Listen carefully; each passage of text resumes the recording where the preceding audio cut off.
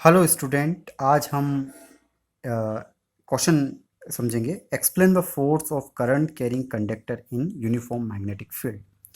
चुंबकीय क्षेत्र में किसी चालक तार पर लगने वाले बलों को समझाइए। ठीक है, देखिए, इसको हम समझें उससे पहले हमें ये बात ध्यान रखनी होगी कि चुंबकीय क्षेत्र में अगर किसी तार को रखते हैं और तार के अंदर करंट फ्लो होती है, तो तार के अंदर भी मैग्नेटिक फील्ड बनती है और चुंबकीय क्षेत्र की वजह से भी मैग्नेटिक फील्ड बन रही है। इसकी वजह से तार क्या होता है, रोटेट होने लग जाता है, घूमने लग जाता है, और इसी का उपयोग हम हमारे मोटर में करते हैं, हमारे वॉशिंग मशीन की मोटर में करते हैं, और कई सारे ऐसी डीसी और ऐसी मोटर्स होती है जिसमें इस कंसेप्ट का हम यूज़ करते हैं। लेकिन इस पूरे कंसेप्ट को समझे उससे पहले मैं आपको एक फ्लेमिंग का लेफ्ट हैंड और राइट हैंड रूल को मैं समझाता हूँ। जैसे सपोज करें कि ये एक मैग्नेट है, नॉर्थ और साउथ पोल, मतलब परमानेंट मैग्नेट जो किसी मोटर के अंदर लग रहे हैं, और यहाँ पर एक तार है जिसके अंदर करंट जो है वो आई इस तरह से फ्लो हो रही है, मतलब नीचे से ऊपर की दिशा में करंट फ्लो हो रही है। तो ये कंडक्टर वायर है जिसके अंदर करंट फ्लो होती है नीचे से ऊपर की तरफ। तो हमें ये बात तो पता है कि इस चालक तार के चारों तरफ भी चुंबकीय क्षेत्र बनेगा, मैग्नेटिक फील्ड बनेगा। और वो मैग्नेटिक फील्ड किस तरह से होगा, किस एंटी क्लॉकवाइज होगा या क्लॉकवाइज होगा, उसको पता लगाने के लिए फ्लेमिंग का राइट हैंड रूल को हम यूज़ करते हैं। तो फ्लेमिंग का राइट हैंड रूल क्या बताता है कि अगर आप अपना राइट हैंड रूल निकालो तो थंब जो होगा वो करंट की डायरेक्शन को इंडिकेट करता है। ठीक है, जैसे इस कॉपर के वायर में करंट फ्लो हो रही है, तो आई जो होगा वो करंट की डायरेक्शन को इंडिकेट करता हुआ आपका ये थंब है। ठीक है, और जो आपकी मुड़ी हुई कर्ल्ड फिंगर है, कर्ल्ड फिंगर जो है वो आपके मैग्नेटिक फील्ड को बताएगा। तो सिंपल सी बात यहाँ पर यह है कि अगर किसी तार के अंदर करंट नीचे से ऊपर की तरफ फ्लो हो रही है, तो आप अपने राइट हैंड का जो थंब है वो करंट की डायरेक्शन को बता रहा है, और मुड़ी हुई फिंगर्स जो है वो आपके किसी तार के अंदर चुंबकीय क्षेत्र या मैग्नेटिक फील्ड को बता रहा है। तो मैग्नेटिक फील्ड किसी चालक तार के अंदर कैसे बनता है, ये फ्लेमिंग के राइट हैंड रूल से हम समझ सकते हैं। ओके, पर हमें ये बात तो पता है कि जब इस तार को हम मैग्नेट के अंदर रखते हैं, नॉर्थ और साउथ पोल के मैग्नेट के अंदर रखते हैं, तो हमें ये पता है कि इस नॉर्थ और साउथ का भी अपना एक मैग्नेटिक फील्ड होगा, एक चुंबकीय क्षेत्र होगा।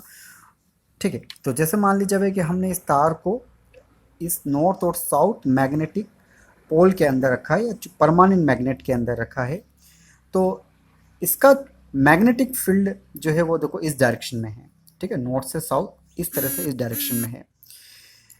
तो कहने का मतलब ये होता है कि फ्लेमिंग का जो लेफ्ट हैंड रूल है, वो लेफ्ट हैंड रूल क्या बताता है कि इस कंडक्टर तार के ऊपर जो ये फोर्स जो होगा वो इनवर्ड होगा या आउटवर्ड होगा, वो फ्लेमिंग का लेफ्ट हैंड रूल बताता है।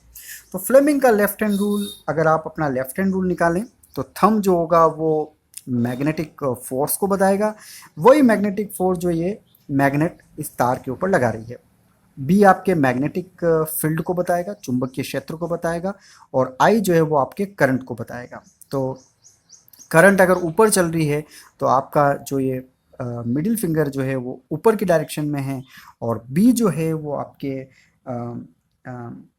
स्क्रीन पर लेफ्ट से राइट की तरफ है, और जो ये फोर्स जो है थंब जो है वो आपका नीचे की तरफ हो जाएगा। इसकी वजह से क्या होगा कि ये आप ऐसे देख सकते हैं, ये आपके करंट को बता रहा है, जैसे ऊपर करंट जा रहा है, ये आपके बी को बता रहा है, और आपका जो थंब जो है वो नीचे की दिशा में बता रहा है। तो इसके तार के ऊपर जो ये फोर्स लगेगा, मैग्नेटिक फोर्स, वो नीचे की तरफ लगेगा। तो ये फ्लेमिंग का लेफ्ट हैंड रूल और फ्लेमिंग का राइट हैंड रूल जो मैग्नेटिक फील्ड की डायरेक्ट मैग्नेटिक फील्ड को बताता है, वो हमने अभी देखा।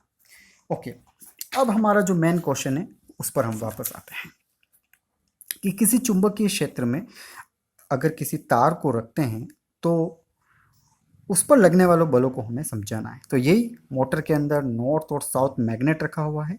ये एक तार है जिसके अंदर करंट आई इस डायरेक्शन में फ्लो हो रही है और ये तार की लंबाई है एल। ठीक है, तो अभी हमने फ्लेमिंग का जो लेफ्ट हैंड रूल देखा, उस लेफ्ट हैंड रूल में जो ये मैग्नेट है, नॉर्थ और साउथ पोल वाली मैग्नेट, जो इस तार के ऊपर जो फोर्स लगाती है एफ, वो किस किस बातों पर डिपेंड करती है? एफ डिपेंड करती है करंट पर।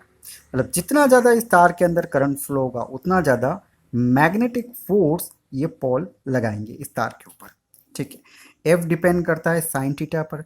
जितना ज़्यादा एंगल बनेगा, मतलब बी के साथ, मतलब मैग्नेटिक फील्ड के साथ ये वायर जितना ज़्यादा एंगल बनाएगा उतना ही ज़्यादा मैग्नेटिक फोर्स होगा। F also depend on length of wire, मतलब जितना ज़्यादा तार की लंबाई होगी मैग्नेटिक फोर्स उतना ही ज़्यादा होगा। F also depend on B, ये तो बात सिंपल सी बात है, जितना ज़्यादा मैग्नेटिक फील्ड होगा उतना ही ज़्यादा मैग्नेटिक फोर्स होगा। तो इन सभी क्वांटिटी को अगर मिला लें तो F is directly proportional to I, current जो तार के अंदर फ्लो हो रही है, L B sine theta. Okay, proportional का साइन हटते तो के कांस्टेंट आता है, I L B sine theta. और इसको अगर वेक्टर फॉर्म में लिखें इस फॉर्मूले को, तो F equal to L I into B. तो आई करंट जो तार के अंदर फ्लो हो रही है और बी जो है वो मैग्नेटिक फील्ड है। ओके, तो आई और बी के बीच में बनने वाला एंगल साइन थीटा है। तो देखो यहाँ पर एक सिंपल सा एग्जांपल बता रखा है कि मान लो एक कॉपर का वायर के अंदर करंट अगर इस डायरेक्शन में फ्लो हो रही है, ठीक है, आपकी स्क्रीन पर राइट से लेफ्ट की तरफ, तो फोर्स जो होगा वो नीचे की तरफ लगेगा। आप फ्लेमिंग के आप लेफ्ट हैंड रूल से देख लें कि फोर्स नीचे की तरफ लगेगा और मैग्नेटिक फील्ड जो बनेगा वो आपके ऊपर की तरफ लगेगा। उसी तरह से मान लीजिए कि अगर करंट जो है वो आपके स्क्रीन पर लेफ्ट से राइट की तरफ फ्लो हो रहा है, ठीक है, तो आपका जो मैग्नेटिक फोर्स जो होगा वो ऊपर की डायरेक्शन में लगेगा। ठीक है, तो आप सिंपल सा अपना राइट हैंड निकाल लें। जैसे देखो करंट अगर ऐसे फ्लो हो रही है और बी जो है वो आपको ये बता रहा है, तो अंगूठा आपके नीचे की डायरेक्शन में लगा रहा है, तो बी एफ जो है वो आपके नीचे की डायरेक्शन में। लेकिन अगर मैं इधर की बात करूं तो ये मेरे आई को बता रहा है, ठीक है, और बी जो है वो बाहर की तरफ बता रहा है और थंब जो है वो ऊपर की तरफ लगा रहा है। तो एक बार हम देखें, करंट अगर इधर फ्लो होती है तो बी नीचे की तरफ लगता है, अगर करंट यूं फ्लो हो रही है तो बी जो है वो ऊपर की तरफ लगता है।